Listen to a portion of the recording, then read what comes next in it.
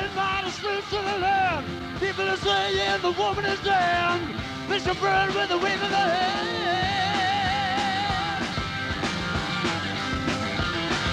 Cities ablaze, the stars on fire. Woman's flames are reaching higher. We were fools, we called a liar. Is burned.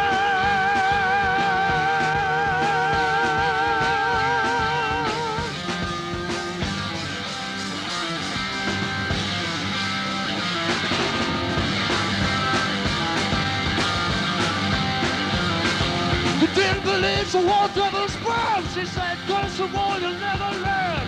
When I leave, there's no return. The people laughed, so she said, burn. Warning came, no one came. The shaking was stood instead. When it came, no one was spared. Still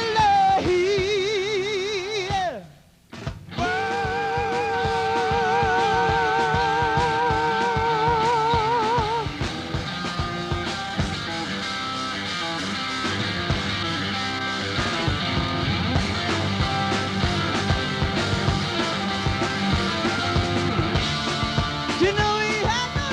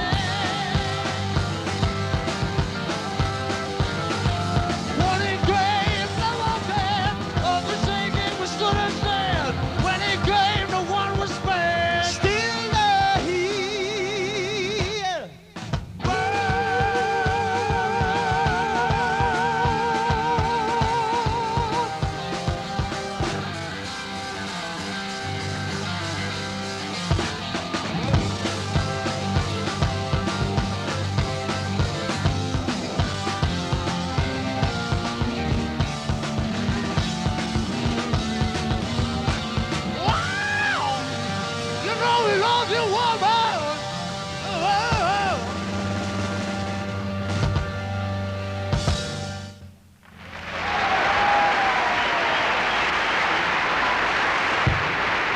Thank you very much. Thank you. That was the title of the new album. It's called Burn. It'd be silly if we started suddenly writing like the Eagles, because they do it better. But we do Deep Purple better than the Eagles would. David singing like Joni Mitchell is silly. You do what you're good at. Yeah, we have limitations which you accept. What comes out is a conglomeration of 5 people's ideas and the way they play. You are what the audience make you. It's no good saying. It's no good saying you're a serious musician and everybody starts laughing at you. You know. They're right. Exactly. You know, if you do what you do to the best of your ability, then the audience puts you into a category. You don't. They make you. They say, well, these are now a heavy rock band. This is a nice folk band. You don't say that. You know, you're too inside it. You can't say anything. You have a reputation for being the loudest band in the world. Are you happy with this? No. You're not happy with it? It's wrong. There's so many other bands that play loud all the time, whereas we use a lot of light and shade in the music. When it's quiet, it's quiet. When it's loud, it's loud. There's various other bands, like I mentioned, that just continue to play loud all the time. Ian Campbell folk group. Well, they're loud. We're just the loudest one they ever measured, that's all. Yeah, really. I mean, you know, they never measured anybody else to that extent. And Nothing to be proud of. It's nothing to do with aggression. You want to present an aggressive image. oh, well, we certainly would like to be. We like to think of ourselves as a vaguely aggressive band. I mean, we're not that interested in being anything else. In terms of Fighting, and seat smashing and... no, that's gratuitous. Aggressive. That's gratuitous. Shame. I mean, and that doesn't come from the band. The band doesn't actually encourage that. It might invoke it. Occasionally you smash equipment, I understand. What's better than I'm smashing the wife? Seriously, I mean, if I feel that, you know, I want to get me yah-yahs out. No, it's a great way of doing it. Sometimes when you do a show and that doesn't happen, then you leave the people with a load of built-in tensions which haven't been released because they've been taken up and nothing's quite burst them. And if somebody just goes ahead and gets completely destructive, then that's it. Somebody's broken the bag for them and it all goes away. In fact, we did one gig in the States. We started Mistreated, which is a track on Burn, and he didn't get the he just couldn't get the sound he wanted, you know, from it. It was a new instrument, so he just smashed it to pieces. He broke 3 guitars in one gig in Washington on this last tour in the States. I couldn't believe it. I just wept. The whole essence, though, of going to a rock concert is for the release of it, the emotional release. You know? yeah, it's like, I mean, take any rock concert, right? At the beginning of the evening, it's a potentially it's a potentially violent situation, if you think about it. There's a 2, 3, 4, 10, 12, 20,000 people, whatever the size of the venue is, who are all like, you know, Why are they like that? because they're excited about what they're going to see. Because presumably, well, particularly in a smaller venue, let us say, most of the people there are there because they are fans of yours. So that it's cathartic, is this violence? They're not going to imitate it. I wasn't going to use the word catharsis because I hate intellectualizing on that level. I don't think it's quite... no, nothing against the way you put it, but I think it's a very simple situation of... A lot of very excited people all together. You need to be entertained and released and sent home happy. The release you can get is like the physical release, which I think is what we promote. Physical release. I'll put it there. All right. An acoustic thing is purely a nice evening. A nice, you know, like happy feelings and things like that. There is a certain aggression. You can draw parallels in other kinds of entertainment or art. I mean, you get a very different feeling from looking at one of those Renaissance paintings of Madonna with child than you do from looking at what's his name? Francis Bacon or something, you know, with the screaming Pope or something, a great sort of screaming face. That's a tense picture, right? Whereas, or the Mona Lisa, let's say, you know, is a very serene picture. So I mean, contrast has to exist in all forms of entertainment or art or whatever you care to call it. You're the Francis Bacon band. Much more than, right, much more than the Leonardo da Vinci.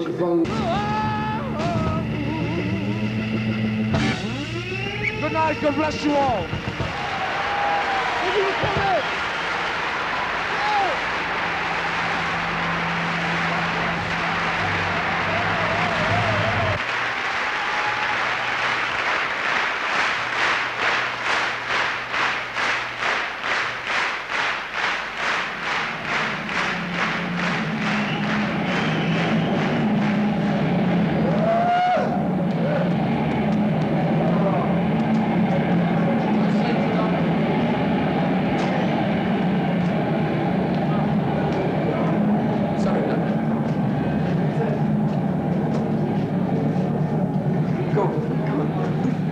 No, it turns me on, that. It's the thing. I love it. Right.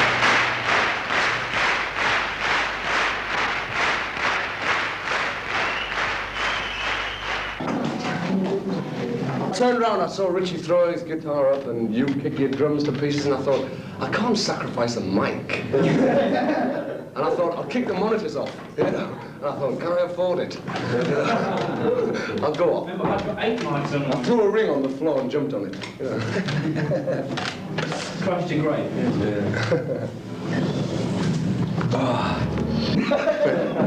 I just put my beer down. I put my beer down and it's gone. Sure. Do you want a cigarette, Johnny? We got the impression out there that you enjoyed that one. I had a good time, yes. I could have done with another hour. You could have danced all night, Bill. Drum roll. Tremendous. Too busy talking. One of my sons here, there. Hello. Give me a drum roll. Give me a drum roll. All I need is a drum roll. Jay. Pubic hair. Sorry. Didn't say a word. Did not. Carmen! It's Carmen Hughes. See, I have my own dressing room because I like to tune up and I like my solitude before I go on stage. I tend not to get too involved in people because, to be quite honest, I find a lot of people are boring. I find myself boring most of the time. I don't like to be caught up. I always like to be the opposite. I always was at school. That's why I don't smoke. I used to find everybody at school smoking, you know. Oh, it's a big deal, man. Smoke, you know, rebellious image. Like, I thought, well, because of that, I won't smoke, and I never have, you know. Maybe if they hadn't smoked, I would have done, you know. Yeah. Mind you, I was probably doing other things which were just as bad, if not worse, you know. I'm still very moody, shy, and very honest, which a lot of people can't take, you know. Honest? Yeah. And which is the hardest thing in this business is to is sincerity. Once you can fake that, you're laughing, you know. We're not brilliant songwriters, you know. I write most of the stuff, but I think some of it stinks, you know. We only get away with it because we're so good musically, you know. In fact, I wish some people would come forward and write songs for us, because we need it. But there are times when I feel like just saying, oh, let's forget it, you know, let's all go home, and we've all got enough money to just say, well, I'll do another LP when I feel like doing it. Because really, that's what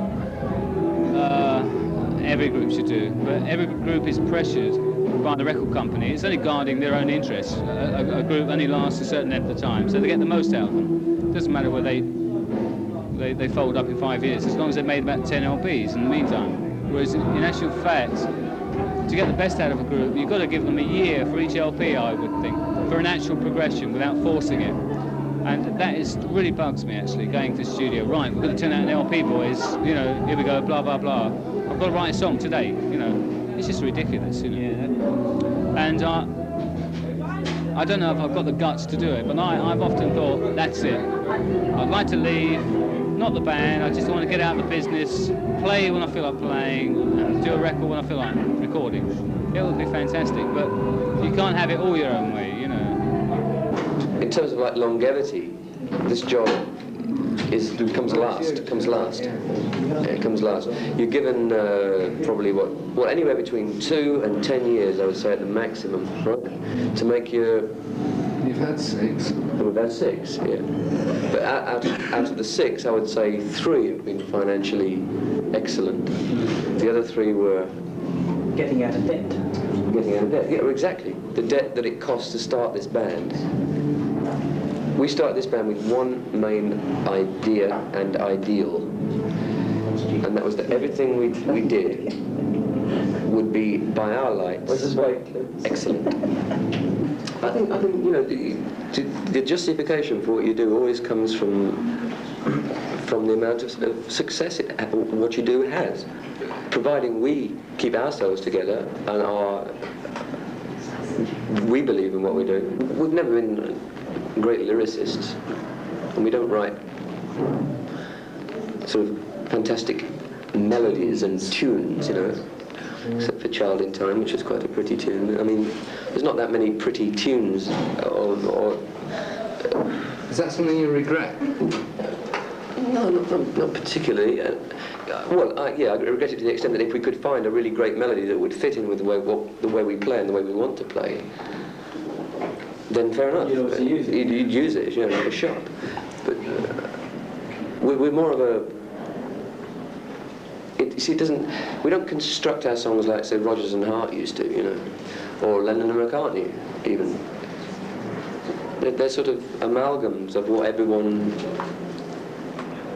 is able to. From a certain basic idea. Ian might come up with a sort of a drum rhythm. Well, he came up with a drum pattern. You full know one, but it's opening track on side 2 of Burn. Came purely and simply, initially, from a drum rhythm that Ian thought up. Whereby Might Just Take Your Life came from an organ chord sequence that John had. So you start with the basic, simple little idea, then you get 5 minds saying, well, I think this would fit with that. That's what we do. You know, but that's maybe why they're not too melodic, they're not too lyrical. We're a rock band. I mean, I don't like the term hard rock. I don't like the term heavy metal. You know, I'd like to think of ourselves as a rock and roll band. Burn, Machine Head, in rock seem to centre around a specific kind of theme. Not even a theme you can put into words. But they hang together. You know it's part of that album, and it feels part of that album. And you can play the album from A to Z without thinking, oh, that sticks out like a sore thumb. You see a progression in your album career? It's sort of gone like that, you know, to us. We've gone up and then taken 1 step back, then 3 steps, then 1 back, you know, in terms of the albums. Can you talk about your fairy tale discovery? Yeah. With the accent on fairy. I've always wanted to get on, you know. And I auditioned Deep Purple last year in August. No, it was. Presumably you're nearer normality than they are. I mean, they've been living in this fantasy world for so many years. Presumably the contrast between... I've always had the fantasy there, you know. Sorry? I've always wanted, I've known what it was about, you know. I just wanted to, instead of standing outside the door, I wanted to get in, you know. And you're happy now you're there? I'm very happy, yeah. Right. What's it like being a superstar? Carrying around this sort of envelope of fame and... Well, it's very, very strange, actually. The only real, as far as I'm concerned, the only real superstars, to use the term properly, are the people that would gain instant recognition in any town, in any country where their music or their films, whatever, have been seen or heard. Rock musicians don't actually come in for that kind of recognition outside the sphere of being in a concert hall and its environs. People now say to me, what's it like to be a superstar? And I say, pardon? Because I'm still playing the same as I did before, but it's like changing a job. It's like anyone changing a job. I'm playing with better people. The money side is there. I mean, financially it's fine, but it's a change of job. And to be called a superstar just because you've changed your job or firm, as Ian put it, is just stupid to me. I just can't. No, it must have altered your lives. Oh, you don't eat fish and chips now. You presumably go. Do it for fancy. Do it for fancy. You might have the wrong idea. If you don't want to eat fish and chips, you can afford not to eat fish and chips.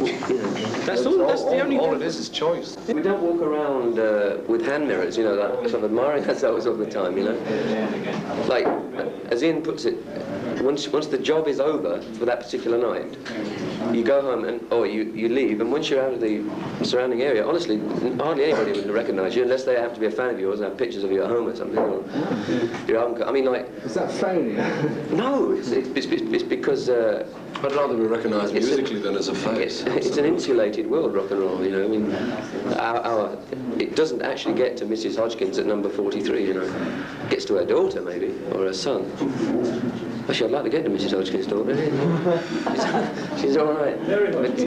Paul McCartney's discovery. Yeah, that's right. Mary Hodgkins. Do you see what I'm trying to say? It's very insulated. And if it does happen in the street, if some Joe Boggs comes up to me in the street and asks for my autograph, of course I'm knocked out.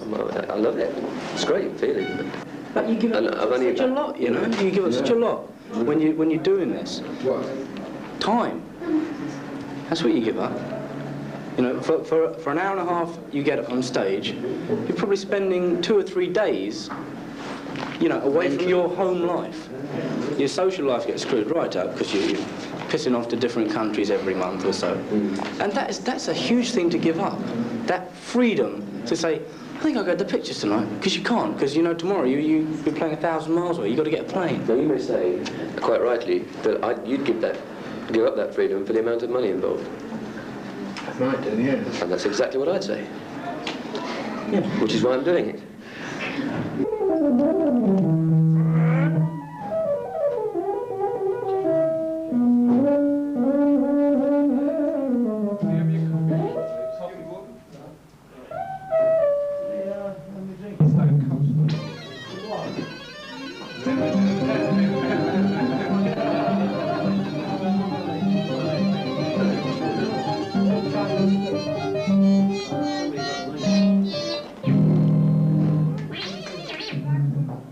Could you pass me that bottle of marvellous stuff? Is it hard work doing all that drumming behind such a loud band? Not tonight. Physically, it's quite demanding. The hardest thing is keeping the sweat out of my eyes. Believe it or not, that's the hardest thing. It's fun, but it's not that difficult. Other than if you're not feeling like 100%, it can get a bit tiring after half an hour. If you're not feeling 100%, what makes it hard is trying to make yourself feel 100%. Because you know you should be playing better. Because really, I don't want to sound twee or anything, or trite. Oh, it will, but it's not intended to. You do seriously feel an immense necessity to be good. And it stems from the fact that you are being paid by a lot of people to excel and to excite them. And if you know you're not doing it, I get so brought down. You know, it's amazing how just doomy you can get. You can walk off stage and literally be in tears. Getting back to the studio thing, why we're probably a little bit on the subdued side on record is because when you're recording, you find that there's one engineer and a couple of T-boys around, and it doesn't really inspire you to turn out your best. Whereas when you're on stage, you're playing to the people and they inspire you, obviously, you know. I suppose it's an ego thing, really. You like to kind of basically show them what you know, and you get really inspired. You get a real exciting thing going with the crowd because they just turn you on. We don't have many bad nights. In fact, since we've started, on 3 fingers we've had maybe 3 bad nights. I mean, we do have a bad night. We don't fight. We just walk off, and we don't speak to each other. And the next day we go on stage. It's like that. We don't ever argue intensely. When we criticise each other, it's always polite criticism. Yeah, you're never... shit, man. It's necessary to respect each other. It's immensely necessary. Bands have broken up through lack of respect. We spent time together socially. This band more than this combination of Deep Purple more than any other combination. So? Yes. Better than I have, I think. Can't help. I've spent more time with Glenn since he's been in the band than I spent with Roger in 2 years. The band has existed. I mean, Richie, Ian and myself have been together since the end of 1967. Your Thus Spake Zarathustra seems to bring a cheer. As that proves that you're a better musician when you're playing Richard Strauss than you are when you're playing John Lord. That comes from them, because I don't think that. That's just a change of style. I mean, maybe you should ask a member of the audience that. I mean, I don't know. It's recognition, if you like. I mean, it's recognising a familiar thing. I put it in there because I think it works there. I love playing it as well. It's gas to play. Works with the idea of that particular song. I mean, the as well. songs. There's a space song. There's a link. I mean, it's a tenuous. No one thinks of it you as know. Strauss. They think immediately 2001. I suspected that one could prove that one was a good musician to the audience by playing classical music. No, in actual fact, I think I could prove it better by improvising on the chord of G with him in the background. I think I could prove I'm a musician. That's what I was up there for, but I'm not up there for that. I'm not there to prove I'm a good musician. I'm up there because, well, all sorts of things, but not that. One is because it's my job. Two is because I love it. And three is because I can't do anything else.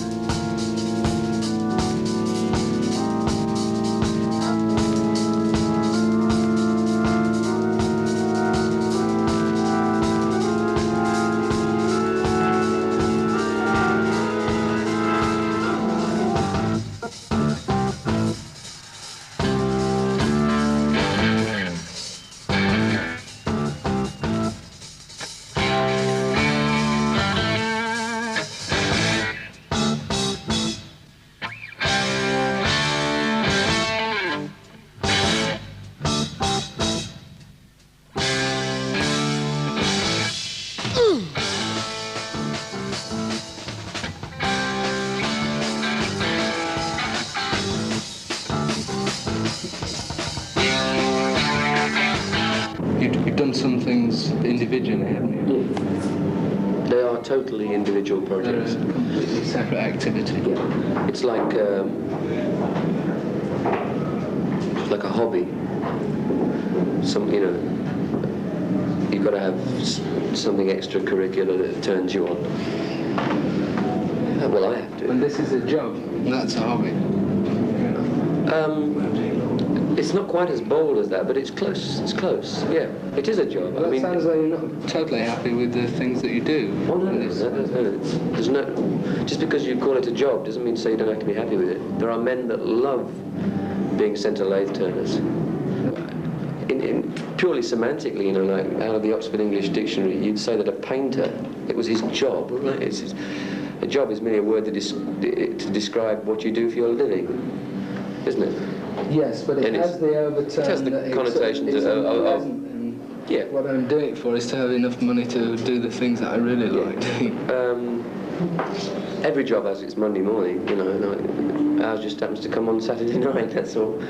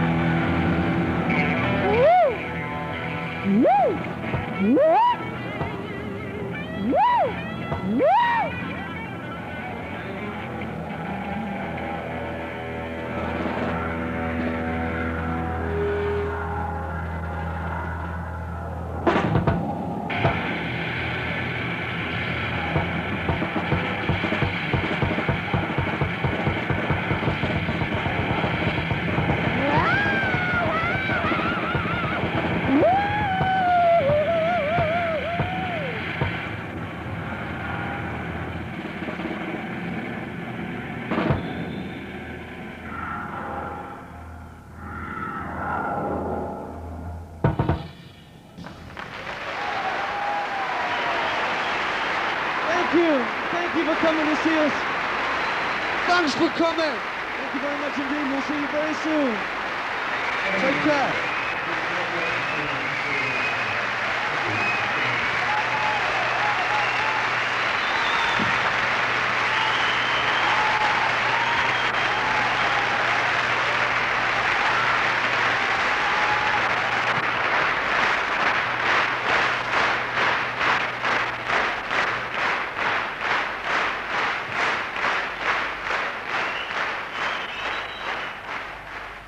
Do you think you've made a contribution to musical history? Not musical history, no. I've made a contribution to social history, probably. One which will be forgotten not long after the band breaks up. But that's modern times, isn't it? I mean, certain people will remember us, you know. Like I said, they say, oh yeah, I remember when I was 15 I used to be a Deep Purple fan, or when I was 21 I used to be a Deep Purple fan, or whatever. It's a history of 10 years, which will last 10 years, and that's it.